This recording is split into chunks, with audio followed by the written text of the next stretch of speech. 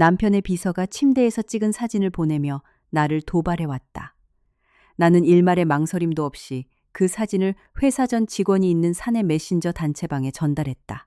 눈 깜짝할 사이에 나는 남편을 단 한 푼도 쥐어주지 않은 채 내 인생에서 치워버렸다.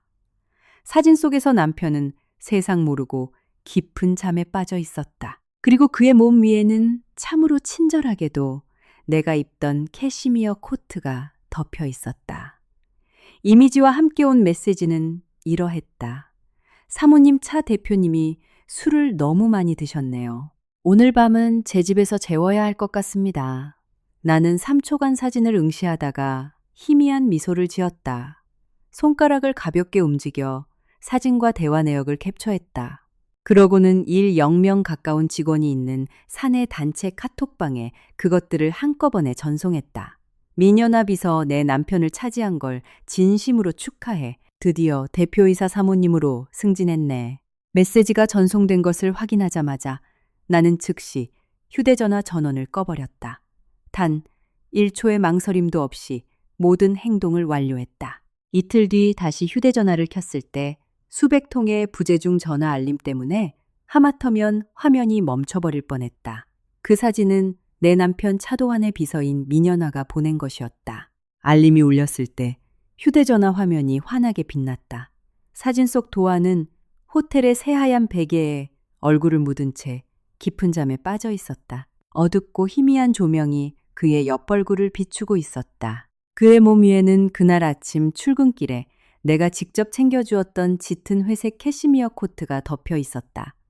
그 아래로 텍스트 한 줄이 적혀 있었다. 사모님 차 대표님이 술을 너무 많이 드셨네요. 오늘 밤은 제 집에서 재워야 할 것 같습니다. 닭에서 오늘 나는 그 코트를 빤히 바라보았다. 출근하는 그의 어깨에 내가 직접 걸쳐주었던 바로 그 코트였다. 깃 부분에는 출근 전 굿모닝 키스를 할 때 묻었던 내 딥 레드 립스틱 자국이 아직도 희미하게 남아 있었다. 나는 메시지에 답장하지 않았다. 화면을 터치해 사진과 대화 내역을 캡처한 뒤 거의 1~0명의 직원이 모여있는 사내 그룹방을 열었다. 방금 캡처한 2장의 이미지를 선택하고 텍스트 입력창에 글을 썼다. 민연아 비서, 내 남편을 차지한 걸 진심으로 축하해. 드디어 대표이사 사모님으로 승진했네. 전송 버튼을 눌렀다. 초록색 전송 막대가 오른쪽 끝에 닿으며 발송이 완료되는 것을 확인하자마자 전원을 껐다. 세상이 다시 고요해졌다. 거실의 커다란 통유리창 너머로 서울 한강의 야경이 잔잔한 바다처럼 펼쳐져 있었다. 나는 홈발로 다가가 싱글몰트 위스키 한 잔을 따랐다. 얼음이 투명한 유리잔에 부딪히며 맑고 날카로운 소리를 냈다. 오늘은 우리의 결혼 5주년 기념일이었다. 테이블 위에는 오늘 오후 청담동의 고급 베이커리에서 픽업해온 특별 주문 제작 케이크가 놓여 있었다. 우아한 흑조 블랙스완 2마리가 장식된 케이크였다. 도화는 정오쯤 전화를 걸어와 절대 거절할 수 없는 중요한 비즈니스 저녁 식사가 있다고 했다. 조금 늦을 거야. 돌아오면 그때 파티하자. 알았지? 그가 했던 말이다. 이것이 그가 말한 비즈니스 저녁 식사였던 모양이다. 이것이 우리의 기념일 파티의 연장선이었고 나는 잔을 든 채 케이크로 다가갔다. 흑조는 극도로 우아한 자태를 뽐내며 교만하게 목을 세우고 있었다. 나는 손가락을 뻗어 그 목을 가볍게 눌렀다. 흑조 장식은 부드러운 생크림 위로 무너지며 목이 부러졌다. 참으로 안타까운 일이다. 나는 잔에 담긴 위스키를 단숨에 들이켰다. 독한 술이 식도를 태우며 넘어갔다. 기가 막혔다. 대학 시절부터 시작해 8년간 이어온 관계, 아무것도 없는 밑바닥에서 시작해 우리 회사를 코스피 KOSPI에 상장시키기까지 함께한 세월이었다. 이제 그 끝을 맺을 때가 온 것 같았다. 나는 드레스룸으로 들어가 가장 큰 캐리어를 꺼냈다. 내 물건들을 챙기기 시작했다. 내 것인 건 전부 가져갈 생각이었다. 내게 속한 것은 단 하나도 그에게 남겨두지 않을 것이다. 함께 샀던 커플 의류들, 그가 내게 선물했던 값비싼 보석들, 우리의 과거 추억이 담긴 물건들. 나는 하나씩 커다란 쓰레기 봉투에 가차없이 쳐넣었다. 마치 그 남자라는 독소를 내 삶에서 완전히 해독하는 과정 같았다. 그 과정 내내 내 마음은 놀라울 정도로 평온했다. 눈물도 분노의 폭발도 없었다. 나는 냉철하고 유능한 외과 의사가 된 기분이었다. 극도의 침착함으로 내 몸에 스스로 메스를 들이대어 아무리 고통스럽더라도 반드시 도려내야만 하는 썩고 병든 조직을 적출해내고 있었다. 2시간 후 캐리어는 꽉 찼고 그 옆에는 3개의 커다란 쓰레기 봉투가 쌓여 있었다. 내가 호출한 24시간 포장이사센터 직원들은 새벽 3시에 정확히 도착했다.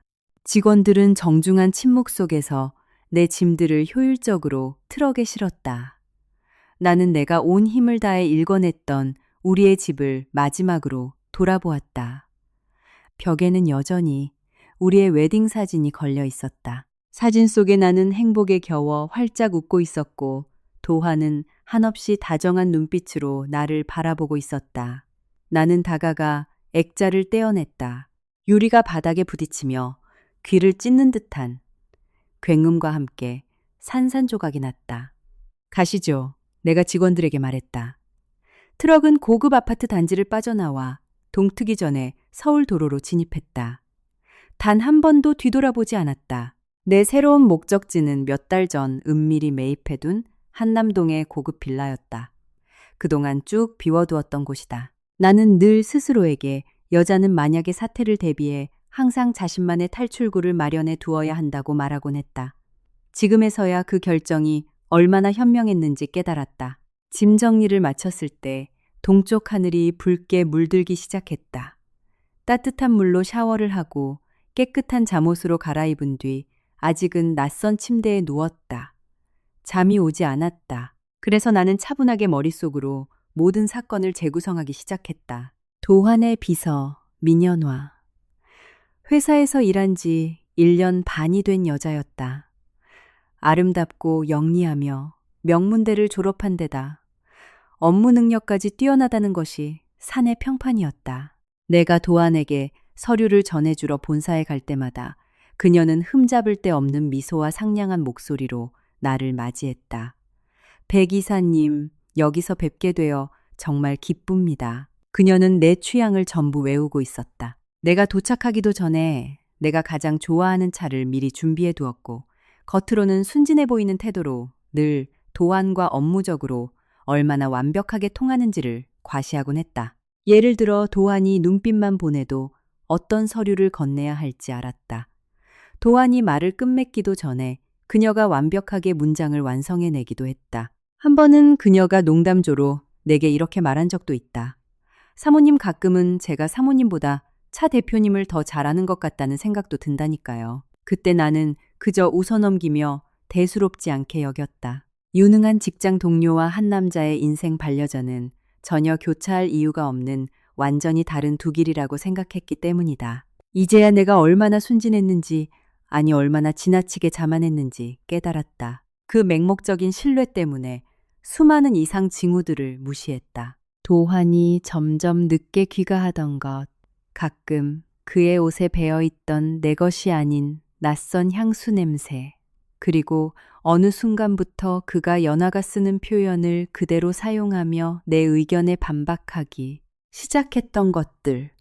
하이, 여원아, 네 접근 방식은 너무 이상적이야. 연하가 제안한 기획안이 훨씬 현실적이지. 혹은 연하 말로는 이 프로젝트 리스크가 너무 크대. 추이를 좀 더 지켜보는 게 좋겠어. 연화, 연화, 연화. 그가 그녀의 이름을 입에 올리는 빈도는 날이 갈수록 늘어났다. 그럼에도 나는 그 사진이 날카로운 칼날처럼 날아와 우리의 거짓된 평화를 찢어 발기기 전까지 그저 단순한 업무적 관계로만 치부하고 있었다. 눈을 감자 그 이미지가 다시 떠올랐다. 잠든 도안의 얼굴, 내 코트, 그리고 연화의 도발적인 메시지. 대체 무슨 배짱으로 그런 짓을 한 걸까?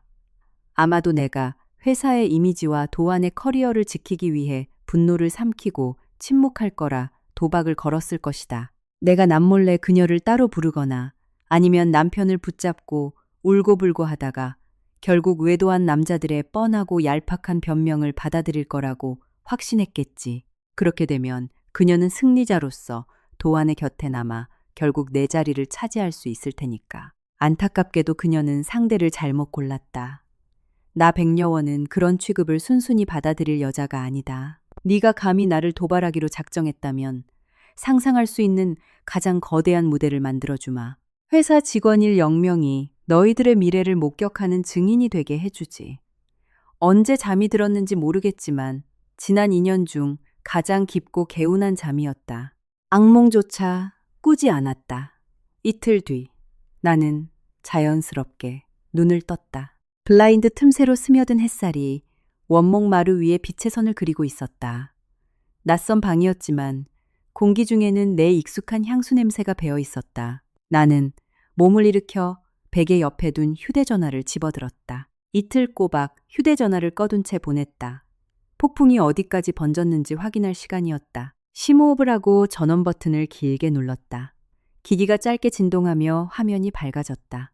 부팅 애니메이션이 끝나자마자 통신망이 연결되었다. 다음 순간 휴대전화가 미친 듯이 요동치기 시작했다. 진동이 어찌나 강하고 끊임없는지 손에서 기기가 튕겨나갈 것만 같았다. 댐이 무너져 물이 쏟아지듯 부재중 전화, 문자, 메시지, 카카오톡 각종 앱의 알림이 화면을 꽉 채우며 쏟아져 들어왔다. 수백 통의 부재중 전화, 셀 수 없는 미일금 메시지들.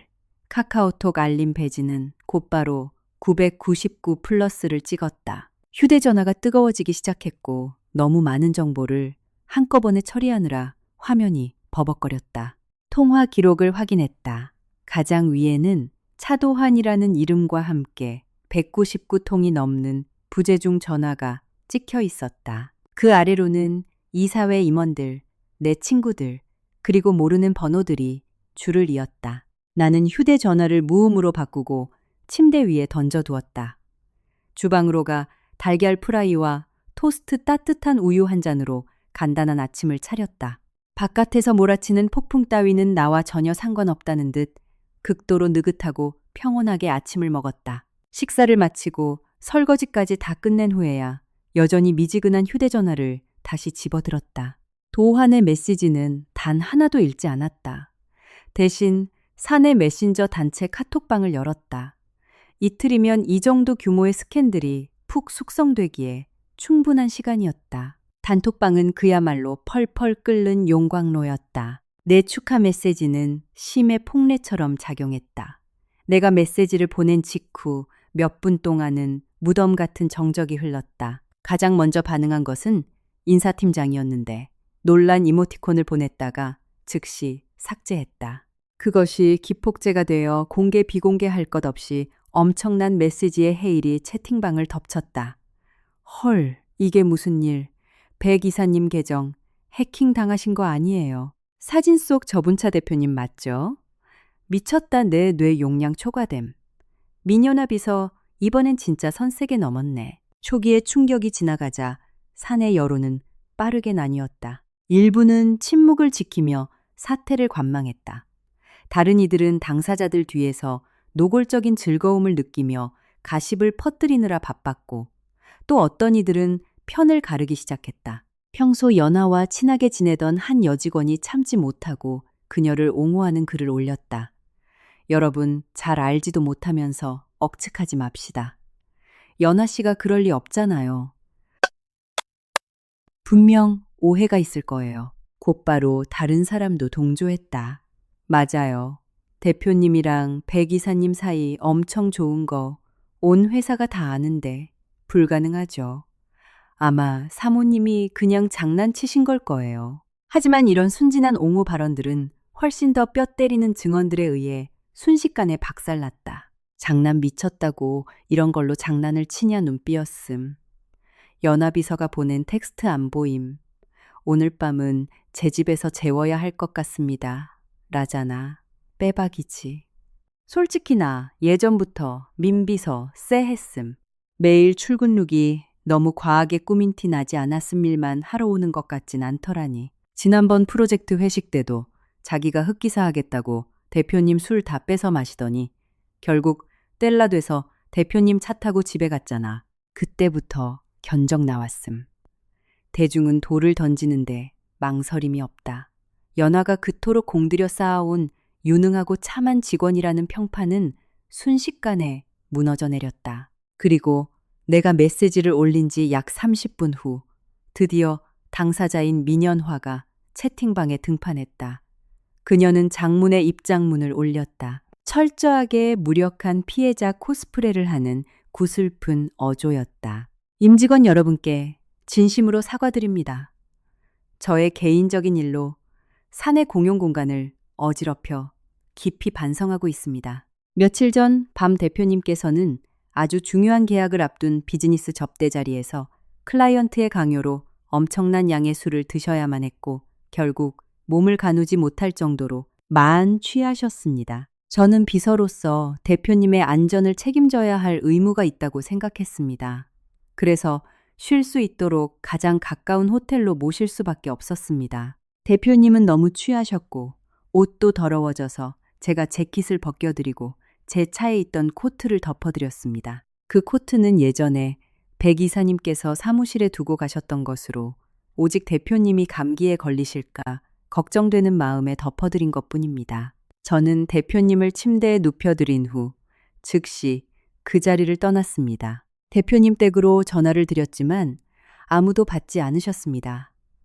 당황한 마음에 사모님 카톡으로 연락을 드려 상황을 알리려 했습니다. 제 표현이 적절치 못해 오해를 살만했다는 점은 인정하지만 여러분이 상상하시는 그런 불미스러운 의도는 맹세코 단 하나도 없었습니다. 사모님께서 왜 이런 글을 올리셨는지 저는 알지 못하며 지금 너무 두렵고 떨립니다. 대표님과 저 사이에는 철저히 상사와 부하 직원이라는 공적인 관계 외에는 아무것도 없습니다.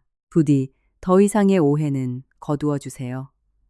백 이사님 만약 이 글을 보신다면 제발 나타나셔서 상황을 해명해 주시길 간곡히 부탁드립니다. 여자로서 제 명예는 이미 완전히 박살났습니다. 앞으로 제가 어떻게 살아갈 수 있겠습니까? 인류 여배우 나셨네. 비극의 여주인공이 따로 없었다.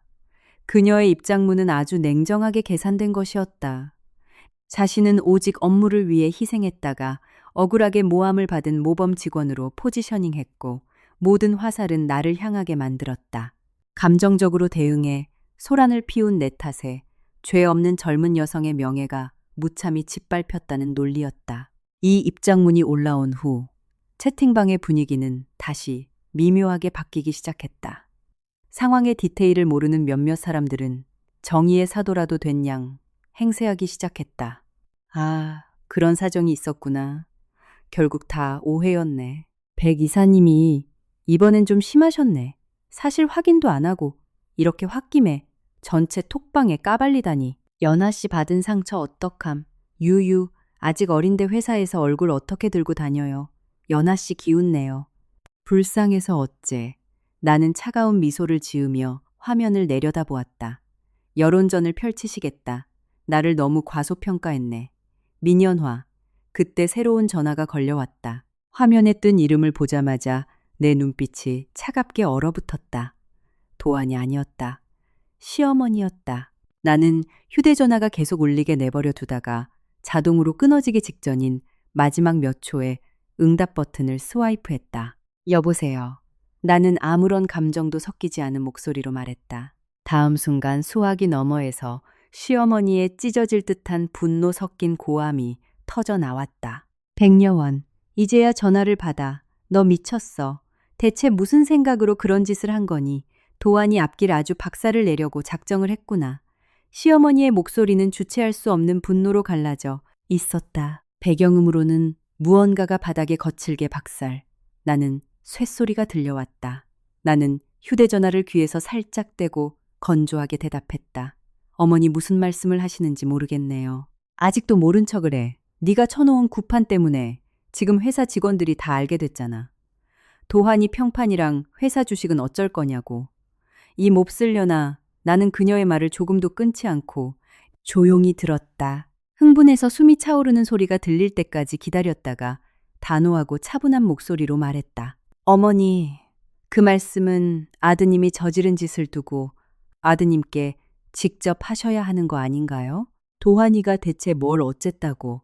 남자가 밖에서 거래처 사람들 만나다 보면 술 좀 과하게 마실 수도 있는 거지.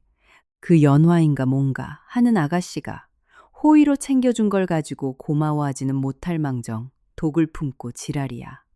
네 교양과 예의는 다 어디다 팔아먹었니? 제 교양에는 남편이 결혼기념일에 다른 여자 방에서 외박하는 걸 인내하는 덕목은 없습니다.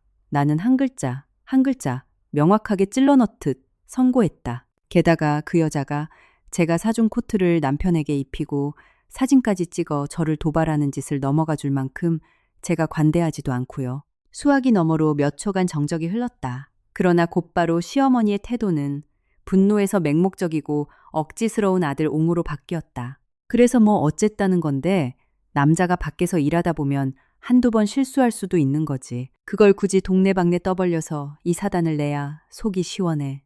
도환이 미래랑 우리 집안을 생각해서라도 좀 참고 넘어갈 순 없었니? 참으라고요. 나는 내 인생에서 가장 멍청한 농담이라도 들은 것처럼 헛웃음을 터뜨렸다. 어머니 조선시대는 벌써 끝났어요. 언제 적 낡아빠진 소리를 하시는 거예요? 시어머니는 잠시 말문이 막힌 듯 했다. 하지만 곧바로 목소리를 더욱 높였다.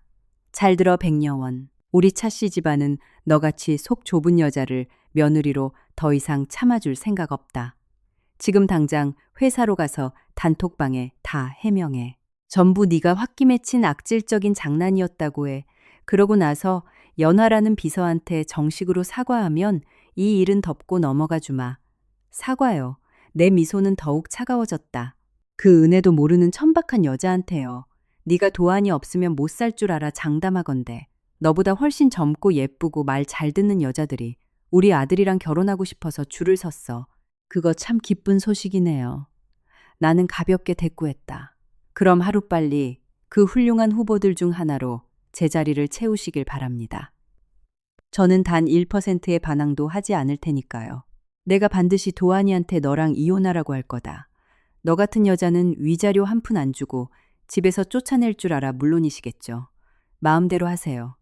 내가 말했다. 법원 등기 인내심을 갖고 기다리고 있겠습니다. 그 즉시 전화를 끊고 시어머니의 번호를 차단해버렸다. 단 한순간도 주저하지 않았다. 현실을 왜곡하고 팩트를 무시하며 맹목적으로 자기 아들만 감싸고 도는 것. 그것이 고귀하신 내 시어머니의 본질이었다. 예전부터 아주 잘 알고 있었다. 휴대전화가 다시 진동했다. 이번에는 화면에 절친 송하경의 이름이 떴다. 바로 받았다. 려원아, 드디어 연락 닿았네. 너 괜찮아. 하경의 목소리에는 깊은 걱정이 배어 있었다. 하경은 내 대학 동기이자 유일한 진짜 친구였다. 현재 그녀는 서울의 탑 티어 헤드헌팅 펌에서 임원급으로 일하고 있었다. 완벽하게 괜찮아. 그녀의 목소리를 듣자 굳어있던 어깨의 긴장이 조금 풀렸다. 다행이다. 진짜 걱정했잖아. 근데 솔직히 너 이번에 완전 무자비했어. 전체 톡방에 그런 폭탄을 다이렉트로 꽂아버리다니. 지금 업계 전체가 난리도 아니야. 도안 오빠네 회사는 오늘 완전 벌집 쑤셔놓은 꼴일걸. 하경의 말투에는 흥분과 통쾌함이 섞여 있었다. 당연하지. 지진을 일으킬 작정으로 한 거니까. 속이 다 시원하더라. 하경은 내 결정을 전적으로 지지했다. 그런 쓰레기 같은 놈한테 자비 따윈 필요 없어. 근데 다음 스텝은 뭐야? 듣자 하니. 그 미녀나라는 비서 보통 내기가 아니더라. 사무실 구석에서 피해자인 척, 억울한 순교자인 척, 눈물바람으로 동정표 다 쓸어 모으면서 너만 질투에 미친 히스테리녀로 몰아가고 있다던데. 알아. 아까 단톡방에 올린 눈물의 입장문 나도 읽었어. 그 기집애가 그렇게 여론 조작하게 그냥 내버려 둘 거야 하경이 불안한 듯 물었다. 나는 따뜻한 우유를 한 모금 마셨다. 온기가 위장을 편안하게 달래주었다. 서두를 거 없어. 내가 대답했다. 조금 더 헤엄치게 놔둬. 총알이 명중하려면 날아갈 시간이 필요한 법이잖아. 여론전에서 최악의 악수는 상대방의 페이스에 말려드는 거야. 연화가 불쌍한 척 피해자 연기를 하고 싶다면 실컷 하라고 해. 가짜 눈물을 흘리며 연기에 힘을 쏟을수록 진실이 폭로됐을 때 돌아갈 타격은 훨씬 더 치명적일 테니까. 난 단순한 말싸움에서 이기고 싶은 게 아니야. 평생 씻을 수 없는 주홍 글씨를 그 여자 이마에 박아버릴 거야. 그럼 오늘 어쩔 거야? 집에 계속 있을 거야? 하경이 캐물었다. 나는 창밖으로 강렬하게 내리쬐는 햇살을 바라보며 결연하고 차분한 목소리로 답했다. 회사로 가야지. 내 것을 되찾아야 하고 겸사겸사. 이 총극의 주인공 두 마리가 면상 앞에서 어떻게 노는지 구경도 좀 할 겸 멋진데 하경이 감탄했다. 내가 같이 가줄까? 오늘 일정 다 취소하고 내 백업해줄 수 있는데. 마음은 고맙지만 괜찮아. 나는 거절했다. 여긴 내 전쟁터야. 나 혼자서 해결해. 전화를 끊고 침실로가 옷장을 열었다. 아직 태그도 떼지 않은 새 옷들이 걸려 있었다. 나는 가슴이 깊게 파이고 허리선이 타이트하게 잡힌 허벅지까지 과감하게 트임이 들어간 새빨간 원피스를 골랐다. 여기에 10cm 높이의 블랙 스틸레토 힐을 매치했다. 화장대 앞에 앉아 차갑고 도도한 인상을 주는 메이크업을 했다. 마지막 포인트는 공격적이고 강렬한 자신감을 뿜어내는 딥 레드 립스틱이었다. 거울에 비친 내 모습을 바라보았다. 에너지가 넘치고 눈빛은 얼음처럼 차가웠다. 만족스러운 미소가 번졌다. 백여원, 화려한 귀환을 환영해. 쇼는 이제부터 시작이니까. 차키를 챙겨 집을 나섰다. 목적지는 테헤란로에 있는 회사 본사. 그 잘난 히스테리 부리는 마누라가 없는 상황에서 그들이 대체 어디까지 저급한 코미디를 찍고 있는지 내 두 눈으로 직접 확인하고 싶었다. 내 차는 화이트 포르쉐 파나메라였다. 회사가 상장했을 때 도안이 선물해 준 것이었다. 당시 그는 이렇게 말했다. 그동안 조건 없이 나 믿고 내조해줘서 정말 고마워. 지금 그 말은 세상에서 가장 역겨운 조롱처럼 들렸다. 포르쉐는 테헤란로의 빌딩 숲을 향해 미끄러지듯 나아갔다. 그곳에는 도한과 내가 맨손으로 일궈낸 제국이 우뚝 솟아 있었다. 그리고 나를 기다리고 있는 함정의 무대이기도 했다. 건물 지하 주차장에 내 전용 주차구역에 차를 댔다. 시동을 껐지만 바로 내리지는 않았다. 백미러로 내 얼굴을 확인했다. 피처럼 붉은 입술, 얼음장처럼 차가운 눈빛. 완벽했다. 전투복과 무기는 모두 갖춰졌다. 차 문을 열고 밖으로 나섰다. 광택이 흐르는 주차장 바닥에 뾰족한 굽이 부딪히며 날카롭고 건조한 소리가 울렸다. 그 소리는 광활한 지하 공간을 울리며 마치 전투의 서막을 알리는 북소리 같았다. 엘리베이터에 올라타 대표이사 집무실이 있는 최고층 버튼을 단번에 눌렀다. 딩 소리와 함께 엘리베이터 문이 열렸다. 익숙한 리셉션 데스크, 낯익은 회사 로고. 그러나 오늘의 분위기는 완전히 비정상적이었다.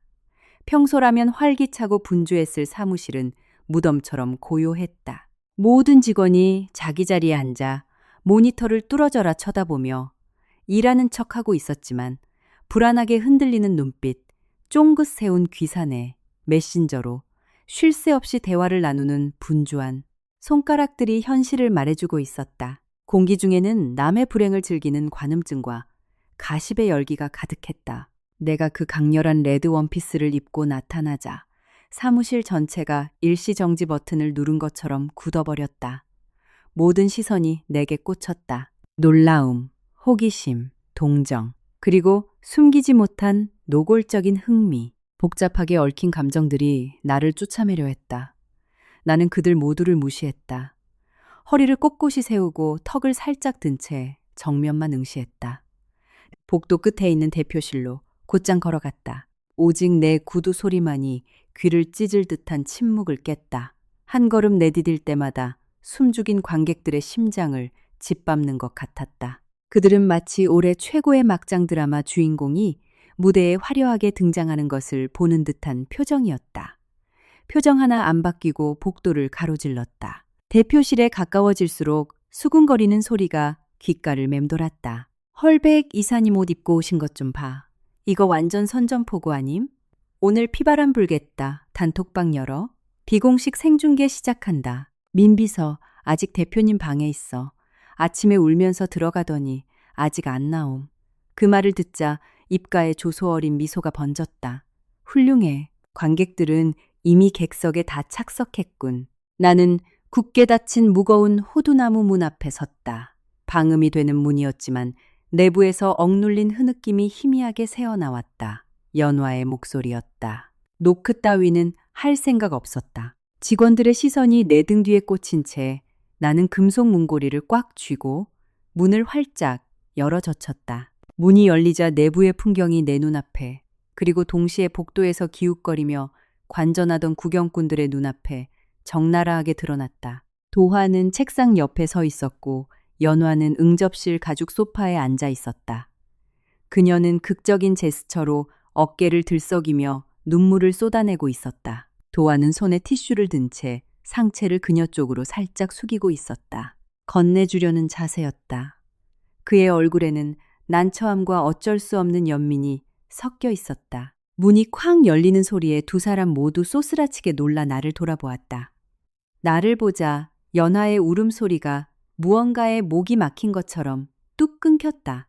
그녀의 눈동자에는 찰나의 극심한 공포가 스쳤으나 곧바로 그것을 깊은 슬픔을 가장한 표정으로 덮어버리며 다시 눈물샘을 쥐어 짜냈다. 도화는 나를 보자 그 자리에 화석처럼 굳어버렸다. 티슈를 들고 있던 그의 손이 공중에 우스꽝스럽게 멈춰 있었다. 팔이 날아가는 소리까지 들릴 법한 끈적한 침묵이 방안을 짓눌렀다. 나는 문틀에 기대어 팔짱을 낀 채 이 눈물겨운 장면을 감상했다. 얼어붙은 분위기를 깨기 위해 내가 먼저 가벼운 실소를 터뜨렸다. 차 대표님 실례. 제가 아주 타이밍을 잘못 맞춘 것 같네요. 내 목소리는 높지 않았지만 방안을 가득 채운 긴장의 풍선을 터뜨리는 바늘과도 같았다. 도한이 퍼뜩 정신을 차리고 손을 누고내리며 쥐고 있던 티슈를 구겨버렸다. 여원아. 억눌린 분노가 섞인 목소리로 그가 말했다. 여긴 웬일이야? 네가 친 사고 때문에 회사가 지금 어떻게 됐는지 알기나 해. 나는 그의 말을 가볍게 씹었다. 내 시선은 그를 지나쳐 소파에 잔뜩 웅크린 채 무력한 피해자 연기에 여념이 없는 연화를 향해 꽂혔다. 눈은 퉁퉁 부어 붉게 충혈되어 있었고 긴 속눈썹은 방금이라도 다시 떨어질 듯 눈물에 흠뻑 젖어 있었다. 내 서늘한 시선을 느끼자 그녀는 궁지에 몰린 짐승처럼 어깨를 더 움츠리며 고개를 숙였다. 민연화. 나는 얼음장처럼 차가운 목소리로 천천히 내뱉었다. 그만 짜라. 우리 회사는 네 삼류 연기에 연말 연기 대상 챙겨줄 예산 없어. 연화의 몸이 눈에 띄게 흠칫 떨렸다. 그녀는 고개를 들어 눈물이 그렁그렁한 눈으로 나를 보며 떨리는 목소리로 더듬거렸다.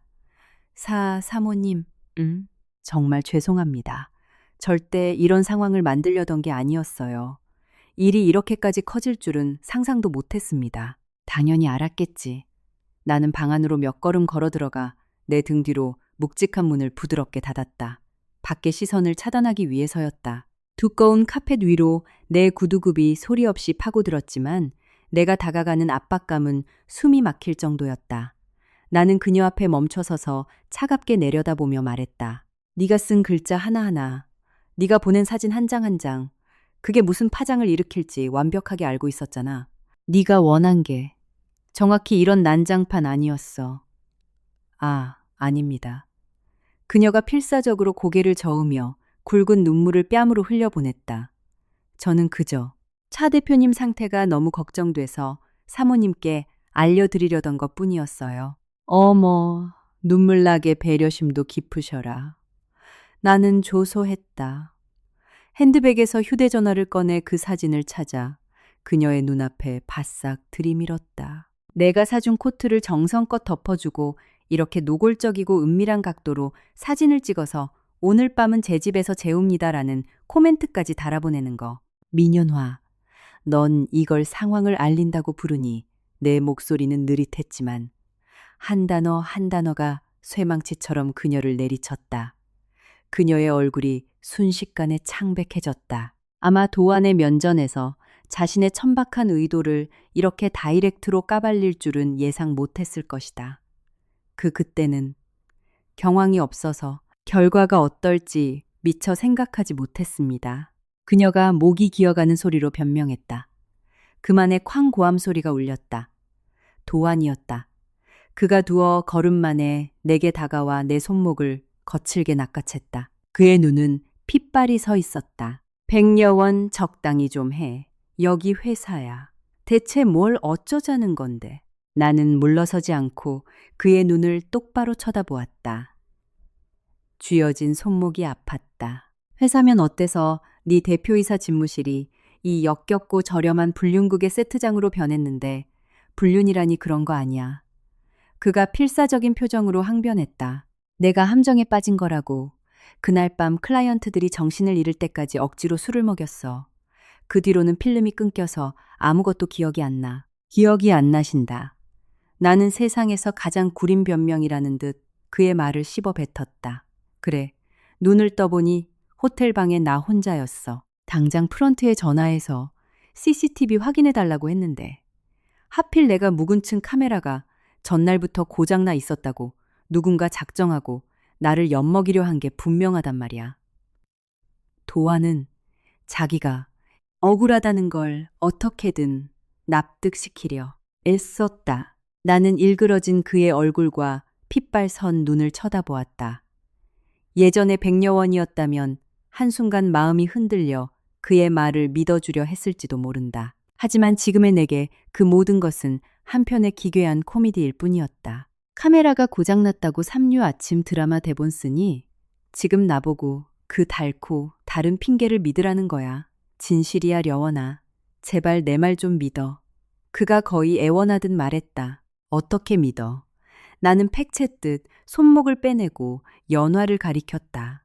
네 비서가 그 새벽에 아주 친절하게도 널 호텔로 모시고 아주 친절하게도 내 코트를 덮어주고 아주 친절하게도 나한테 도발하는 사진까지 보냈다는 걸 믿으라고 도하는 꿀먹은 벙어리가 되었다.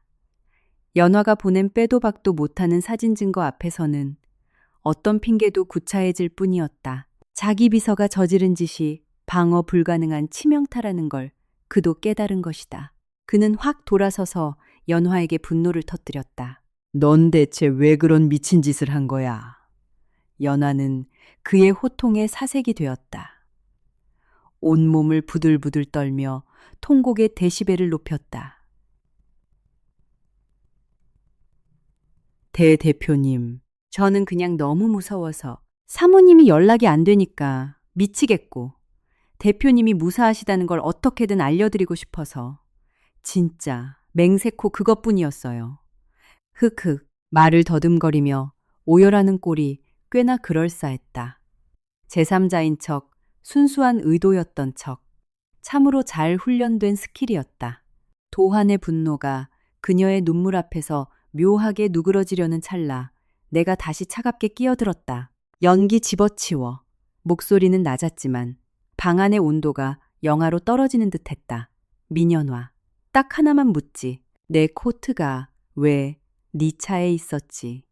연화의 울음소리가 뚝 끊겼다. 도한 역시 당황한 표정으로 나를 보았다.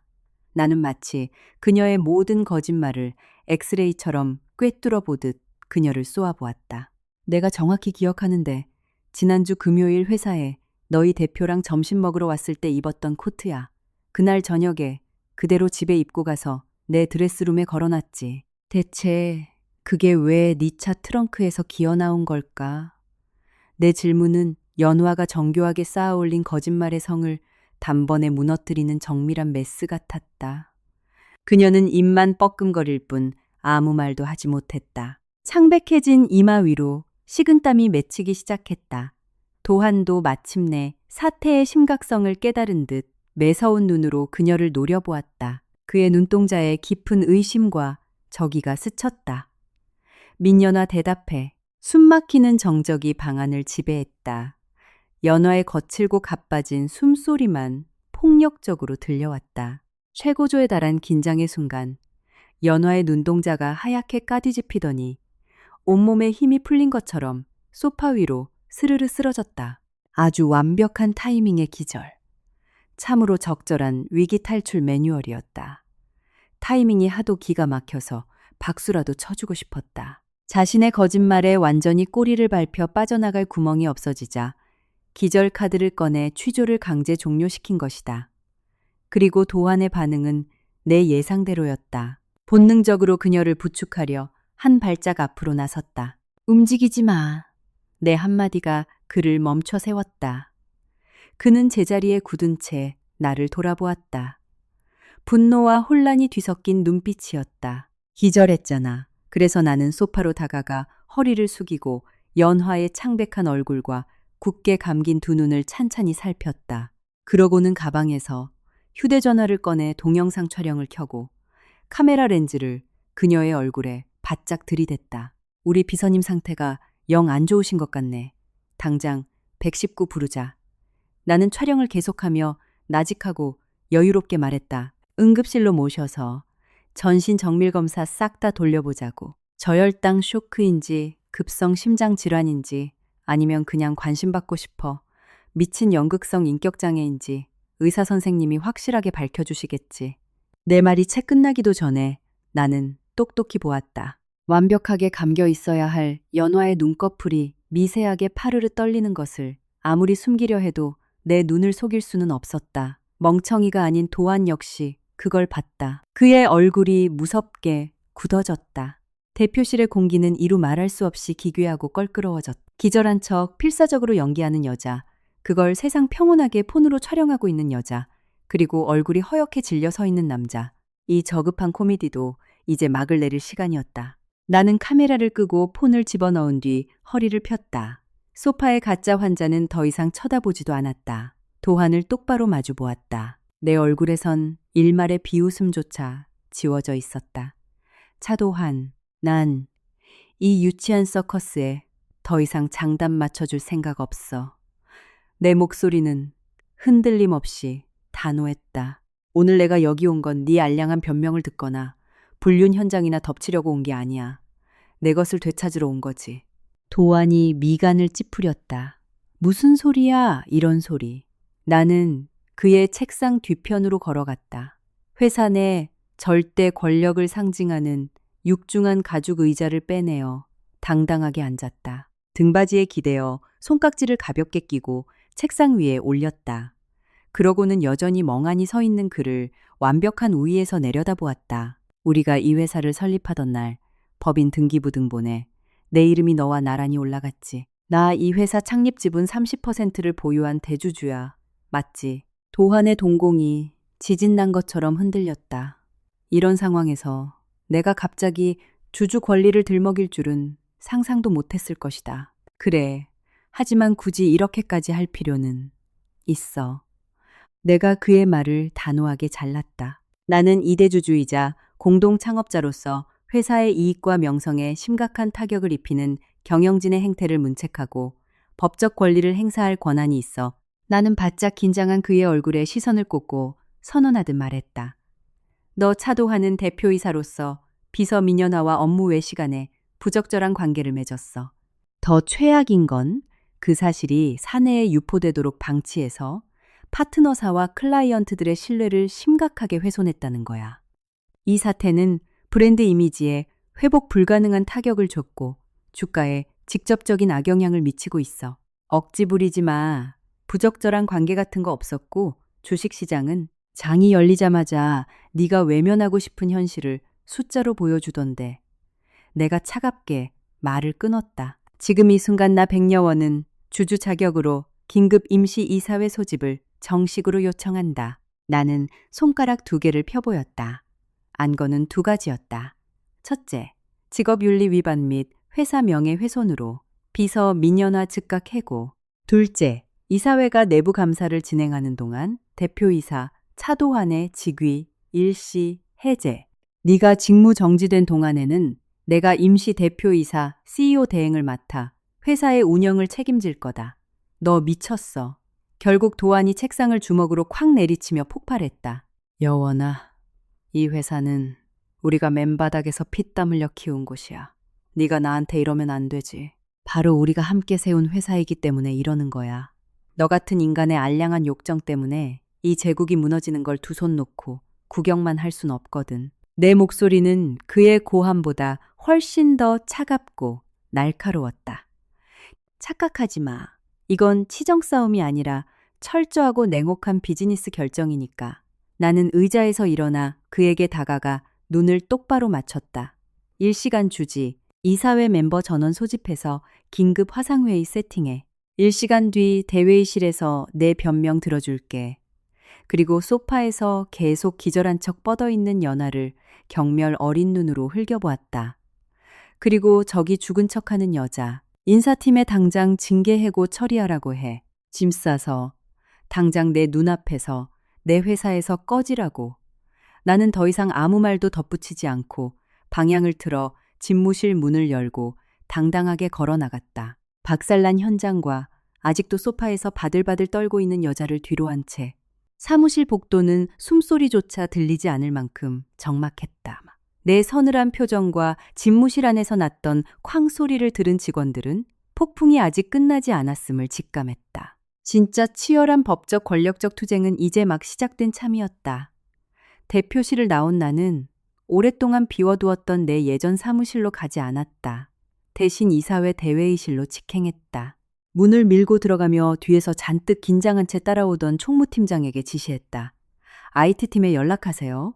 1시간 뒤 여기서 임시 이사회 화상회의 진행할 겁니다.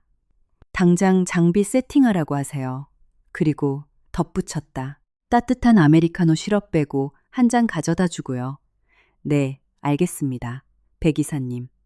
총무팀장이 관성적으로 대답했다가 다급히 호칭을 수정했다. 회사가 상장하고 경영구조가 안정화된 이후 나는 일선에서 한 발짝 물러나 주주로서의 역할만 해왔었다. 그래서 직원들은 나를 친근하게 사모님이라고 불렀다. 하지만 백 이사님은 회사 초창기 도환과 내가 함께 뛸 때부터 있던 오래된 직원들이 쓰던 호칭이었다. 그 호칭에는 절대적인 존경과 의심할 여지 없는 권위가 담겨 있었다. 총무팀장은 즉시 허리를 깊숙이 숙이며 인사했다. 알겠습니다, 대표님. 즉시 준비하겠습니다. 대회의실로 들어섰다. 넓은 통유리창 너머로 여의도의 빽빽한 마천루들이 하늘을 배경으로 서 있었다. 예전에 나는 도환과 이 자리에 서서 가장 높은 빌딩을 가리키며 맹세했었다. 언젠가 저 빌딩 꼭대기에 우리 회사 로고를 달자 그 꿈이 현실이 된 지금 우리 사이에 남은 건 차가운 계산과 엇갈린 이해관계뿐이었다. 나는 밀려오는 쓸쓸함을 애써 억눌렀다. 감상에 젖을 때가 아니었다. 전면전이 시작되었고 내 목표는 오직 헛도르 승리뿐이었다. 휴대전화를 꺼냈다. 쉴 새 없이 쏟아지는 알림을 무시하고 연락처 목록을 뒤졌다. 내 손가락이 멈춘 곳은 권학준 사회이사님이었다. 권 이사님은 우리 회사의 사회이사 중 한 명이자 돌아가신 친정아버지의 오랜 친구였다. 처음 회사를 설립할 때 초기 자본금을 대주신 분이기도 하다. 지분율은 8%에 불과했지만 도항과 나를 제외하면 이사회 최고참이었고 업계 내 명망이 대단했다. 그의 의견은 이사회 결정에 막대한 영향력을 미쳤다. 통화 버튼을 눌렀다. 여보세요, 권 이사님. 오려원인가. 마침 내가 전화하려던 참이었어. 회사 쪽 뉴스는 내 귀에도 이미 들어왔네. 수화기 너머로 권 이사의 점잖고 느릿한 목소리가 들렸다. 이사님, 지지가 필요합니다. 나는 본론으로 직진했다. 전화선 너머로 몇 초간 정적이 흘렀다. 려원아, 도대체 자네 부부 사이에 무슨 일이 있었던 건가? 밑바닥부터 어깨 동무하고 여기까지 온 걸 내가 뻔히 아는데 이야기가 깁니다만 저를 믿어주십시오, 이사님. 제가 내리는 모든 결정은 오직 회사를 살리기 위한 겁니다. 지금 도환이는 회사를 이끌 리더십을 완전히 상실했습니다. 한심한 여자 문제에 발목 잡혀서 판단력이 완전히 박살났습니다. 그 비서라는 아가씨 말인가 그렇습니다. 알겠네. 권 이사가 깊은 한숨을 쉬었다. 도환이가 일은 참 잘하는데 치명적인 약점이 하나 있지. 감정에 휘둘릴 때가 있다는 거. 여원아, 그래. 구체적인 계획이 뭔가 긴급 임시이사회를 소집해서 도환이의 대표이사 직무를 정지시키고 제가 임시 대표이사로 취임하는 안건을 상정할 겁니다. 승사는 얼마나 되나? 권 이사가 가장 예민한 질문을 던졌다. 이 사회는 도환나 권 이사 그리고 사모펀드와 벤처 캐피탈을 대변하는 외부 투자자 임원 4명으로 구성되어 있었다. 도환의 지분은 42%, 나는 30%였다. 평소라면 우리 부부의 지분 합산으로 절대적인 통제권을 가졌지만 지금은 적이었다. 나머지 28%의 의결권이 권 이사와 외부 투자자 4명에게 쪼개져 있었다. 도환을 직무 정지시키려면 내 지분 외에도 최소 22%의 찬성표가 필요했다. 즉, 권 이사의 8%와 투자자 중 최소 2명 14% 이상의 동의를 얻어야만 했다. 100% 장담할 순 없습니다, 이사님. 나는 솔직하게 인정했다. 하지만 반드시 거쳐야 할 단계입니다. 이 회사는 저희 자식이나 다름없습니다. 근본도 없는 여자의 탐욕 때문에 회사가 침몰하게 놔둘 순 없습니다. 게다가 도환이 스캔들 때문에 이미 주식시장에서 구체적인 손실 수치가 찍히고 있습니다. 나는 모바일 주식 앱 화면을 캡처해 전송했다. 장 열리고 불과 몇 시간 만에 주가가 5% 가까이 빠졌습니다. 이게 대중의 여론이 가져온 실제 타격입니다. 좋아, 권 이사의 목소리가 노련한 사업가의 단호한 톤으로 바뀌었다. 밀어붙이게 려워나. 내 8%는 전적으로 자네한테 던지겠네. 감사합니다, 이사님. 가슴속에 작은 온기가 퍼졌다. 하지만 명심해라. 니케스 프레스트 스프렌. 권 이사가 경고했다. 그 사모펀드 놈들은 아주 피도 눈물도 없는 실용주의자들이야. 오로지 숫자와 투자 수익률만 보지. 도환이의 사생활 문제가 회사에 어떻게 금전적 손해를 입히는지 결정적인 증거를 들이밀어야 해. 그리고 자네가 이 사태를 수습할 완벽한 적임자라는 확신을 심어주지 않으면 그놈들은 절대 움직이지 않을 거다. 완벽하게 이해하고 있습니다. 권 이사와의 통화가 끝나자마자 나는 두 번째 번호를 눌렀다. 하경이었다. 하경아, 네 도움이 또 필요해. 말만 해. 도환이 비서, 미녀나 배경조사 좀 싹 돌려줘. 학력 가족, 관계 친교 커뮤니티, 그리고 무엇보다 최근 몇 달간의 금융거래 내역 최대한 디테일하게 까발려줘. 오케이, 접수. 하경이 즉답했다. 우리 팀 애들 당장 투입할게. 근데 갑자기 왜 무슨 냄새라도 맡았어. 내 눈이 서늘하게 가라앉았다. 일개비서 나부랭이 혼자서 그런 짓을 저지를 배짱도 자원도 없을 거야. 타이밍 좋게 고장난 호텔, CCTV 소름 돋게 계산된 단톡방 입장문, 심지어 아까 나랑 대치하다가 기절하는 타이밍까지. 모든 게 기가 막히게 딱딱 맞아떨어져. 누군가 뒤에서 코치하고 조종하는 게 분명해. 이건 단순한 치정 싸움이 아니야. 우리 회사 근간을 흔들려는 고도의 산업 스파이 짓이야. 1시간 뒤 대회의실 대형 화상회의 스크린에 6명의 참석자가 분할 화면으로 떴다. 권 이사를 비롯한 4명의 투자자 대표 얼굴이 나타났다. 도환은 내 맞은편에 어두운 표정으로 앉아 있었다. 셔츠를 갈아입고 머리도 다시 만진 것 같았지만 눈에 띄게 피로하고 긴장한 기색이 역력했다. 넥타이가 살짝 비뚤어져 있었다. 머리끝부터 발끝까지. 이래매매 오차도 허용하지 않던 그로서는 상상할 수도 없는 꼴이었다. 나는 아무 감정 없이 시선을 거두고 마이크를 켰다. 존경하는 이사님들, 갑작스러운 소집에도 응해주셔서 감사합니다. 스피커를 통해 내 목소리가 명확하게 전달되었다. 본 긴급 이사회는 당사의 명성과 재무적 이익을 심각하게 위협하는 중대 사태로 인해 소집되었습니다. 나는 그에게 방어할 틈조차 주지 않고 스크린에 그 치명적인 불륜 사진과 내가 단톡방에 올렸던 캡처본을 띄웠다. 최근 몇 시간 동안 차도환 대표이사와 관련된 불미스러운 소문을 들으셨을 겁니다. 그 소문의 진원지가 바로 지금 보시는 화면입니다. 화면 너머 임원들의 표정이 미묘하게 일그러졌다. 비즈니스 세계에서 잔뼈가 굵은 그들은 경영진의 사생활 문제로 쉽게 동요하는 사람들이 아니었다. 하지만 이런 노골적인 치정 문제가 이사회 테이블에 대놓고 올라온 것은 그들 커리어에서도 처음 겪는 일일 것이다. 백여원 적당히 해도환이 위협적인 목소리로 내 말을 끊으려 했다. 지금은 내 발언 시간이야. 나는 얼음 같은 시선으로 그를 제압했다. 내 단호함에 눌린 그는 입을 다물었다. 나는 다시 스크린을 향해 프레젠테이션을 이어갔다. 얼핏 보면 이 사건은 저와 차 대표 사이의 단순한 부부싸움으로 보일 수 있습니다. 하지만 본질은 우리 회사의 사활이 걸린 1급 리스크입니다. 이어서 나는 실시간 코스피 주가 차트를 띄웠다. 가파르게 곤두박질치는 하락 곡선이 임원들의 시선을 확 끌어당겼다. 장 개장 후 불과 3시간 만에 우리 회사의 시가총액은 약 500억 원 증발했습니다. 그리고 이 막대한 손실의 책임은 차 대표의 경솔한 처신과 그의 비서가 저지른 고도의 계산된 도발에 있습니다. 백 이사님, 투자자 대표 중 한 명이 입을 열었다. 이 스캔들이 단기적으로 주가에 악영향을 미친 건 팩트입니다. 하지만 시장은 경영진의 사생활 이슈에 과민 반응했다가 곧 회복하곤 하죠. 고작 치적 문제로 창업자이자 현 대표이사를 직무 정지시킨다는 건 좀 과한 처사 아닙니까? 철저하게 재무적 결과만 중시하는 기관 투자자다운 스탠스였다. 이사님, 만약 이게 단순한 치적 문제가 아니라면요. 나는 그의 눈을 똑바로 응시했다. 만약 저 민연아라는 비서가 우리 최대 경쟁사가 심어놓은 산업 스파이라면 어떻습니까?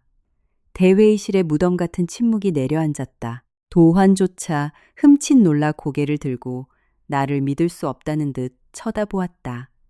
무슨 헛소리야. 말도 안 돼. 말도 안 된다고 데이터가 증명해 줄 거다.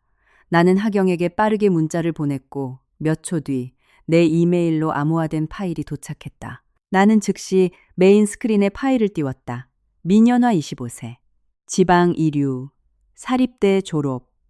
그러나 그녀가 제출한 이력서에는 해외 명문대 석사과정 수료라고 기재되어 있습니다. 100% 위조입니다. 그녀의 부친은 3년 전 심각한 도박빚을 지고 현재 행방불명 상태죠. 그녀 본인 역시 우리 회사 입사 전까지 재산이라곤 쥐뿔도 없었습니다. 그런데 정확히 6개월 전 그녀의 개인 계좌로 3억 5천만 원이라는 거액이 출처불명으로 입금되었습니다. 그 직후부터 명품을 쓸어 담기 시작했고 강남의 모친 명의로 아파트까지 매입했죠. 내가 데이터를 설명할수록 도안의 얼굴은 참혹하게 무너져 내렸다. 스크린에 뜬 송금 내역서, 신용카드 결제 내역, 부동산 매매 계약서 등은 반박 불가한 증거였다. 월급 500만 원 남짓 받는 비서가 대체 무슨 수로 이런 씀씀이를 감당했을까요? 나는 임원들에게 질문을 던졌다. 방안은 여전히 침묵뿐이었다. 마지막 자료를 보여드리죠. 화면이 바뀌며 다른 회사의 로고가 나타났다. 에이펙스테크, 에이펙스텍. 시장에서 우리와 가장 치열하게 피터지는 경쟁을 하는 1위 기업이었다. 연화의 계좌로 들어온 3억 5천만 원의 자금 출처를 추적한 결과 에이펙스테크 고위 임원과 연결된 대포 통장인 것으로 확인되었습니다. 더 소름 돋는 건 그녀가 우리 회사에 입사하기 직전 에이펙스테크에서 6개월간 인턴으로 일했다는 사실입니다. 이력서에선 의도적으로 누락시켰죠.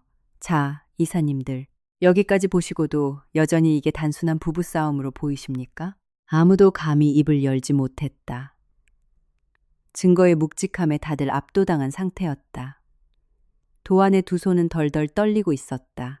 그는 스크린의 서류들을 쳐다보다가 경악과 분노, 절망이 뒤섞인 눈으로 나를 쳐다보았다. 그는 현실을 전혀 직시하지 못하고 있었다.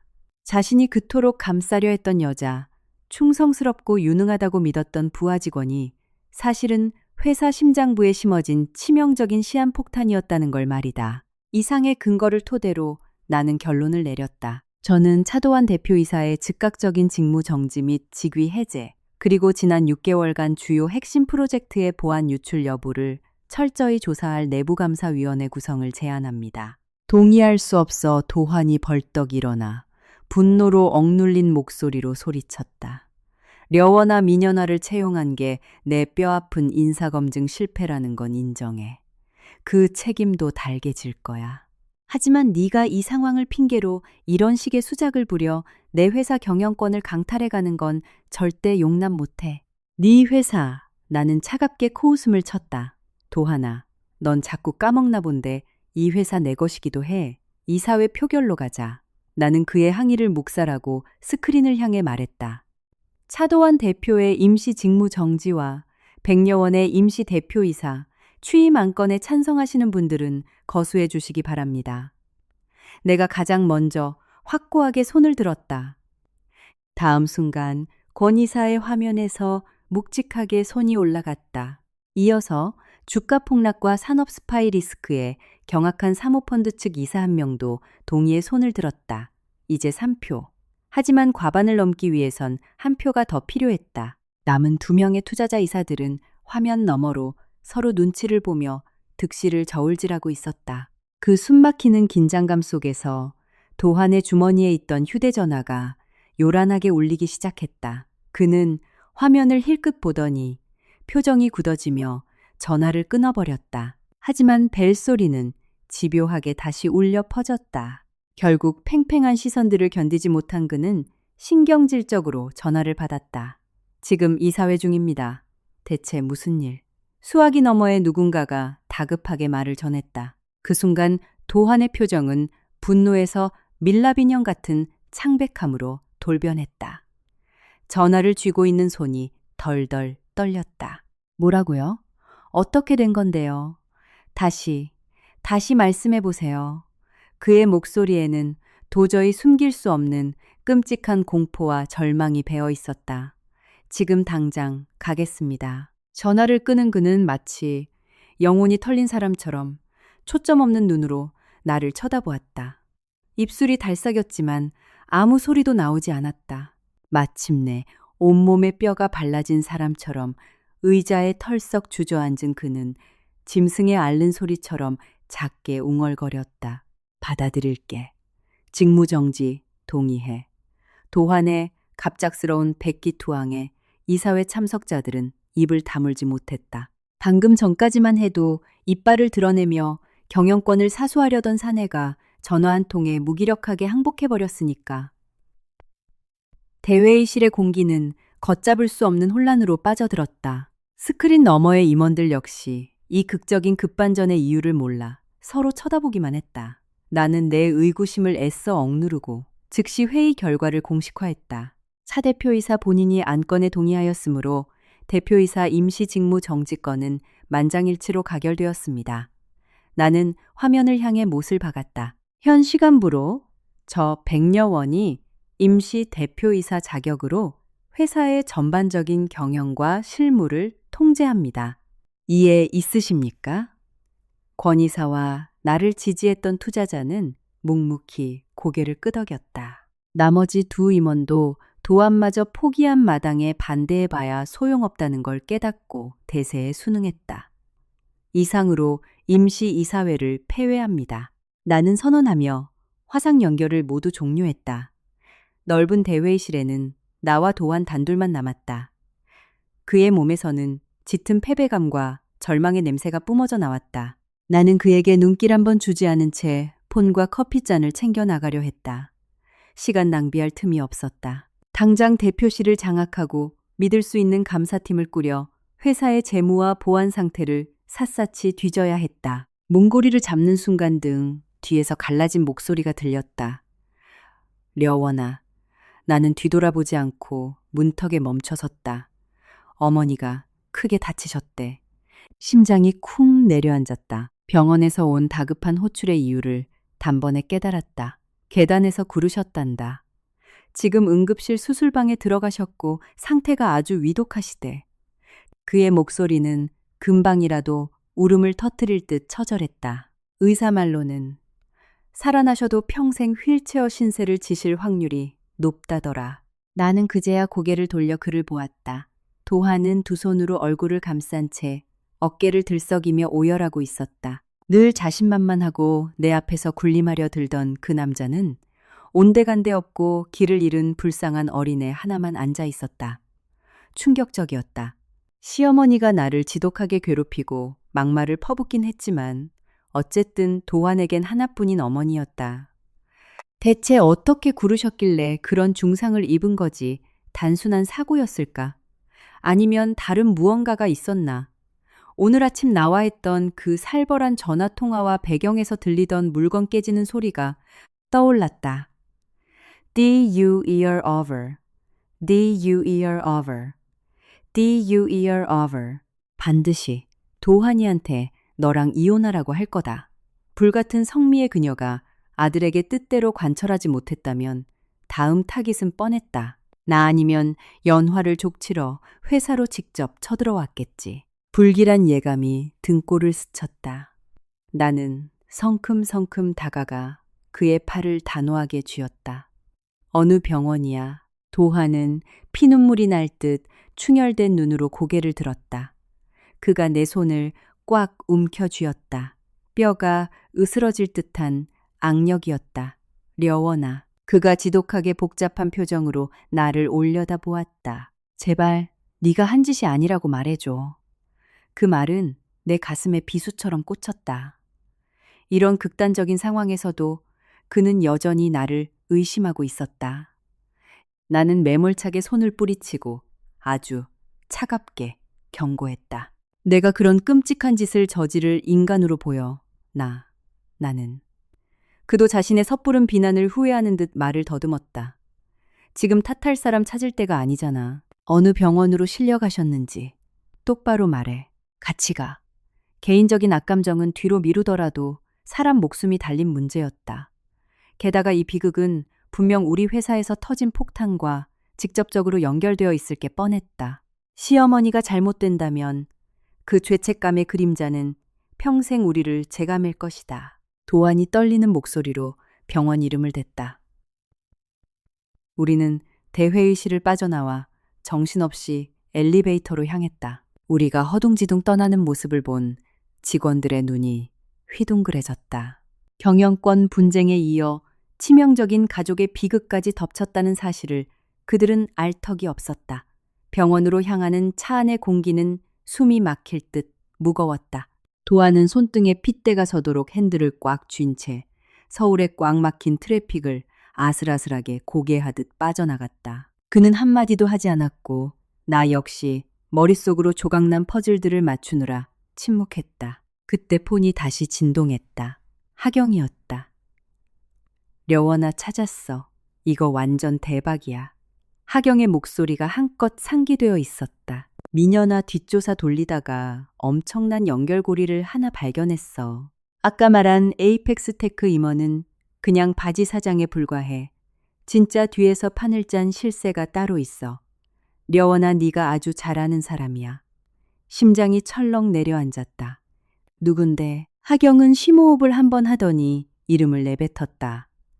윤채령. 그 이름을 듣는 순간 영원히 묻어두었다고 생각했던 대학 시절의 기억이 강렬하게 되살아났다. 윤채령, 대학 시절 내 룸메이트이자 나와 똑같이 도환을 미친 듯이 사랑했던 여자. 졸업 파티 날 새하얀 드레스를 입고 수많은 동기들 앞에서 도환에게 공개 고백을 했던 그녀. 하지만 도환은 그녀를 거절하고 내 손을 잡았다. 그날 이후 우리의 우정은 박살났다. 나는 그걸 그저 한때의 쓰라린 청춘의 해프닝으로 치부하고 세월 속에 묻어버렸었다. 무려 8년이 지난 지금 그녀의 이름이 다시 내 인생에, 그것도 이런 파멸적인 방식으로 엮일 줄은 상상도 못했다. 채령이가 에이펙스 테크 이사회 의장, 와이프야. 하경이 설명을 이어갔다. 회장님이랑 결혼한 뒤로 회사 내부의 더러운 일들을 전문적으로 처리하는 안주인 역할을 하고 있더라고. 미녀나한테 3억 넘게 쏴준 그 임원이 바로 채령이 직속 끈앞풀이고, 그러니까 미녀나는 처음부터 너희 회사를 박살내려고 기획된 기획 상품이었던 거지. 내 머릿속이 무서운 속도로 회전하며 퍼즐 조각들이 딱딱 맞아 떨어졌다. 연화에 위조된 스펙, 도환의 신뢰를 얻어낸 교묘한 스킬, 하필 우리 결혼기념일을 골라 터뜨린 타이밍, 모든 것이 철저한 각본이었다. 채령은 우리를 너무나 잘 알았다. 우리의 기념일 도안의 치명적인 약점, 그리고 나에게 가장 고통을 줄 수 있는 방법까지. 그녀의 목적은 도안을 빼앗는 게 아니었다. 우리의 8년치 사랑과 뼈를 깎아 일군 회사를 동시에 무너뜨리는 것, 장장 10년에 걸쳐 벼르고 벼른 도끼 서린 복수극이었다. 려원아, 어떡할 거야. 하경이 진심으로 걱정하며 물었다. 나는 차창 밖으로 스쳐가는 서울의 풍경을 무표정하게 바라보며 대답했다. 하경아, 네가 찾은 모든 증거 자료 하나의 파일로 싹 다 묶어. 나한테 보내고 마지막으로 부탁 하나만 더 하자. 너밖에 못하는 일이야. 추적 안 되는 익명 메일 계정 파서 그 증거 파일들 에이펙스 테크 회장 개인 메일로 다이렉트로 쏴버려. 하경이 의미를 파악하느라 잠시 침묵하더니 헛바람을 들이켰다. 미쳤다 백여원. 너 진짜 자비가 없구나. 그 기집애가 먼저 선을 넘어도 한참 넘었잖아. 사정 봐줄 거 없어. 내가 서늘하게 대꾸했다. 대기업 회장쯤 되는 인간이 자기 마누라가 개인적인 원한 때문에 회사 자금과 조직을 사적으로 유용해서 리스크를 키웠다는 걸 알게 되면 어떻게 나올까? 윤채령의 화려한 사모님. 타이틀도 오늘부로 작살나는 거다. 전화를 끊고 운전에 집중하고 있는 도한을 곁눈질했다. 어머니에 대한 걱정으로 반쯤 실성한 그는 내가 방금 무슨 통화를 했는지도 모르는 눈치였다. 한편으론 그가 불쌍했다. 그의 얄팍한 허영심과 우유부단함은 타인의 철저한 복수극에 완벽한 장기말로 이용당했고 정작 회사와 그를 지키려 했던 나를 끝까지 의심했다. 병원 응급실에 도착하자마자 우리는 수술실 앞 대기실로 뛰었다. 빨간불이 켜진 수술실 복도 끝에서 낯익은 실루엣이 초조하게 서성이고 있었다. 시아버지였다. 우리를 발견한 시아버지는 슬픔과 분노로 일그러진 얼굴로 달려왔다. 도환아, 이제 오냐, 네 애미가. 나를 발견한 시아버지의 말이 뚝 끊겼고 이내 살벌한 저기를 띠며 나를 노려보았다. 내년이 여긴 왜 와? 네가 그 유난만 안 떨었어도 네 애미가 이 지경이 되진 않았어. 다 너 때문이야. 네가 이 사단을 낸 거라고. 도환이 다급히 막아섰다. 아버지 지금 그럴 때가 아니잖아요. 의사가 뭐랍니까? 살 수 있을지 모르겠다더라. 시아버지의 눈에서 눈물이 주르륵 흘렀다. 머리를 너무 심하게 부딪혀서 두개골이 박살났고 뼈가 다 부러졌대. 오늘 아침에 그 요망한 비서년 머리채를 다 뽑아놓겠다고 기어이 회사로 가더니 내가 말렸어야 했는데. 도한이가 그년 때문에 너랑 이혼하면 자긴 절대 못 산다고. 가슴이 철렁했다. 내 추측이 맞았다. 시어머니는 회사로 갔던 거다. 회사로 가셨다고요? 도한이 떨리는 목소리로 되물었다. 그래 가고 1시간쯤 뒤에 경찰한테 연락이 왔어. 네 회사 건물 지하 주차장 비상계단에서 의식을 잃고 피투성이가 된 채 발견됐다고. 지하 주차장 비상계단. 나는 그 단어에 즉각 반응했다. 시어머니는 대표실로 올라가지 않았다. 그녀가 발견된 곳은 사람들의 발길이 뜸한 지하 주차장 외곽이었다. 우리 회사 건물의 구조를 완벽하게 꿰고 있는 내 머릿속에 도면이 펼쳐졌다. 거긴 청소 노동자들이나 가끔 이용하는 곳이었고 가장 결정적으로 CCTV 사각지대 중 하나였다. 시어머니가 왜 굳이 거길 갔을까? 연하를 만나 단판을 지을 생각이었다면 1층 로비나 엘리베이터 홀에서 소란이 났어야 정상이다. 그런데 아무도 안 다니는 지하 비상 계단이라니. 누군가 의도적으로 거기로 유인한 거다. 불길한 촉이 미친 듯이 경보를 울렸다. 민연화 짓이다. 나는 즉시 휴대전화를 꺼내 보안팀장에게 문자를 날렸다. 오늘 오전 민연화 비서 퇴동 기록 확인하고 아침 주차장 CCTV 내역 싹 다 대조해서 보고하세요. 당장. 문자를 보내자마자 수술실 문이 열리고 지친 기색이 역력한 당직 외과 의사가 걸어 나왔다. 차도한 환자분 보호자. 네 접니다. 선생님 도안과 시아버지가 동시에 튀어나갔다. 수술은 끝났고 고비는 넘겼습니다. 그 한마디에 두 사람은 다리가 풀린 듯 안도했다. 하지만 의사의 표정은 여전히 무거웠다. 하지만 뇌 손상이 너무 심해서 후유증이 심각할 겁니다. 그리고 가장 큰 문제는 요추 쪽 척수신경이 완전히 손상되었다는 겁니다. 의사는 심호흡을 한번 하더니 사형 선고를 내렸다. 유감스럽게도 하반신 마비입니다. 2번 다시 2다리로 걸으실 수는 없을 겁니다. 그 진단은 도한과 시아버지에게 가해진 치명적인 일격이었다. 시아버지는 벽을 짚고 주저앉았고 도한은 넋이 나간 채 바닥만 쳐다보았다. 현실을 전혀 수용하지 못하는 텅 빈 눈빛이었다.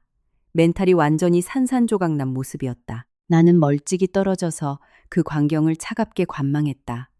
꽃이다는 생각은 안 들었지만 그렇다고 미치도록 슬프지도 않았다. 인생 참 지독하게 아이러니하다는 생각만 들었다. 시어머니는 툭하면 아프다, 쓰러진다. 핑계를 대며 도환을 조종하고 우리 부부 사이에 회방을 놓았었다. 그런데 이제 평생 진짜 장애를 안고 아들의 수발을 받으며 살게 생겼으니 도환은 죽을 때까지 어머니의 휠체어를 밀며 그 무게를 짊어져야 할 거다. 그때 주머니 속 휴대전화가 진동했다. 보안팀장의 보고였다. 대표님, 확인 결과 민현화 비서는 두 분이 대표실에서 나가신 직후 약 10분 뒤에 지하 비상계단을 통해 건물을 빠져나갔습니다. 자기 차는 놔두고 미리 불러둔 택시를 탔습니다. 그리고 시설팀에서 환자분이 추락한 비상계단 현장을 청소하다가 이 물건을 발견했습니다. 문자 아래로 사진 한 장이 첨부되어 있었다. 작은 진주가 박히고 은으로 된 Y 모양의 펜던트가 달린 귀걸이 한 짝. 나는 단번에 알아봤다. 아까 대표실에서 나와 기싸움을 할 때 연화가 하고 있던 바로 그 귀걸이였다. 심장이 쿵쾅거렸다. 현장에서 발견된 연화의 귀걸이, 그리고 비상계단을 통한 도주. 결론은 하나였다. 이건 단순 실족, 사고가 아니라 명백한 폭행 사건이었다. 나에게 완전히 코너로 몰려 쫓겨나게 된 연화가 비상계단으로 몰래 도망치려다 시어머니와 마주친 거다. 시어머니는 그녀를 알아보고 거칠게 욕을 퍼부으며 머리채를 잡았겠지. 패닉에 빠진 연화는 이성을 잃고 늙은 시어머니를 계단 아래로 밀쳐버린 뒤 도망친 것이다. 나는 바닥에 주저앉아 있는 도안에게 다가가 스크린에 사진을 들이밀었다. 도안아, 똑똑히 봐. 그가 멍한 눈으로 느릿느릿 화면을 쳐다보았다. 민연화 귀걸이야. 나는 쨉기를 박듯 단호하게 말했다. 어머니가 굴러떨어진 바로 그 계단에서 발견됐어. 그의 동공에 극도의 공포와 경악이 번졌다. 그는 내 폰을 낚아채듯 빼앗아 사진을 뚫어져라 노려보았다. 아직도 그 여자가 내 질투의 희생양인 불쌍한 천사로 보여. 네 회사를 말아먹은 것도 모자라 네 어머니를 저 지경으로 만든 장본인이라고. 아니야. 그럴 리가 없어. 도안이 현실을 부정하며 중얼거렸다. 이게 현실이야. 나는 스와이프를 해서 하경이 보내준 윤채령과 에이펙스 테크에 관한 조사 보고서 파일도 보여주었다. 이것도 똑똑히 읽어봐. 네가 그토록 감싸고 돌았던 그 여자가 사실은 윤채령이 우리 회사를 박살내려고 작정하고 심어놓은 스파이였다는 걸. 네, 그 알량한 자만심과 아랫돌이 간수 못한 죄 때문에 우리가 10년간 쌓아온 게 다 날아갈 뻔했다고. 자금 송금 내역 위조된 이력 경쟁사와의 커넥션, 완벽한 물증들 앞에서 도안의 마지막 남은 방어 기제마저 와르르 무너져 내렸다. 그는 서류들을 바라보다가 온몸을 사시나무 떨듯 떨며 오열했다. 윤채령. 그가 피를 토하듯 그 이름을 씹어 뱉었다. 극도의 분노와 뼈저린 회한이 뒤섞인 목소리였다. 사기꾼들에 대한 분노였지만 무엇보다 진실을 보지 못하고 노란한 자기 자신을 향한 끝없는 절망이었다. 그는 완전히 힘이 풀린 채 대기실 의자에 처박혀 양손으로 얼굴을 파묻고 미친 사람처럼 흐느꼈다. 그 잘난 자존심은 이제 티끌조차 남지 않았다. 나는 그 비참한 몰골 앞에 꼿꼿하게 섰다. 차도한 마지막으로 내 결정 통보할게. 나는 명품백에서 미리 준비해온 서류를 꺼내 그의 무릎 위에 던졌다. 이혼 합의서야. 결혼 생활 동안 형성한 공동재산 내 몫으로 다 줄게. 난 내 회사 지분과 내 자유만 챙겨서 나간다. 당장 사인해. 도안이 천천히 고개를 들었다. 깊은 슬픔과 회한, 그리고 나에 대한 죄책감이 범벅된 눈으로 나를 올려다보았다. 무릎 위에 서류를 내려다보는 그의 표정은 처참함 그 자체였다. 예전 같았으면 저 불쌍한 얼굴에 마음이 약해졌겠지만 지금의 나는 얼음처럼 차갑고 견고했다. 려원아, 그가 갈라진 목소리로 애원했다. 한 번만 내가 다 되돌려 놓을게. 한 번만 기회를 줘. 기회는 진작에 끝났어.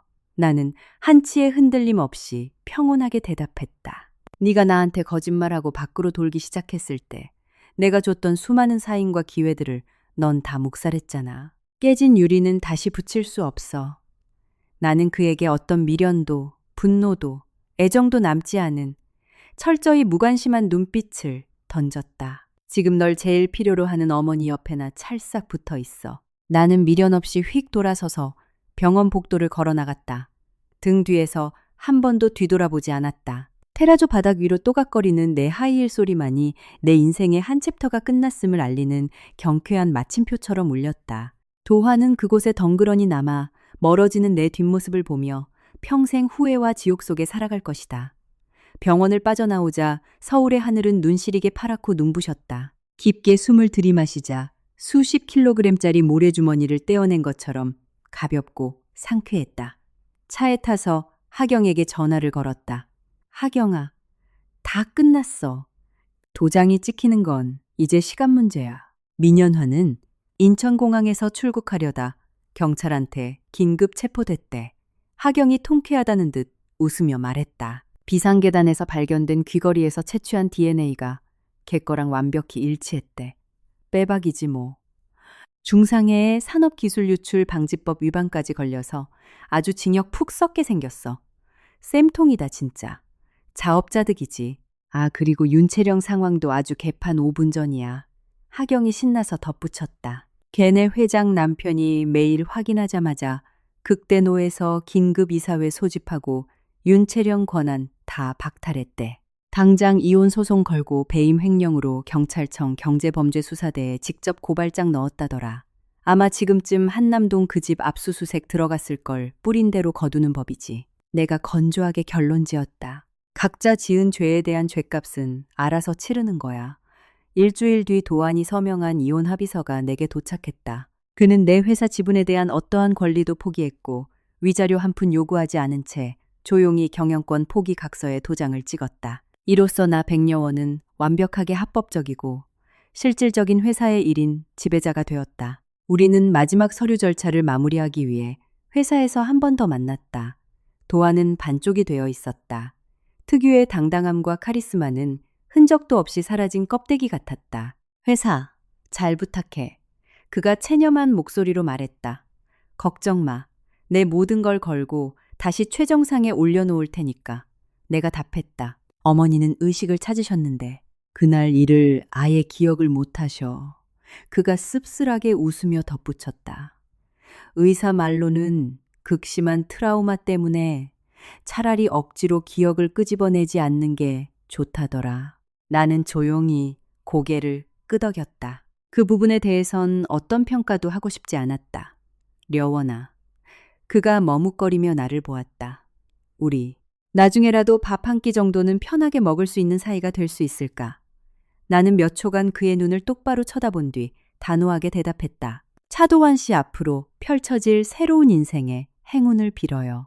그것이 내가 그에게 남긴 마지막 말이었다.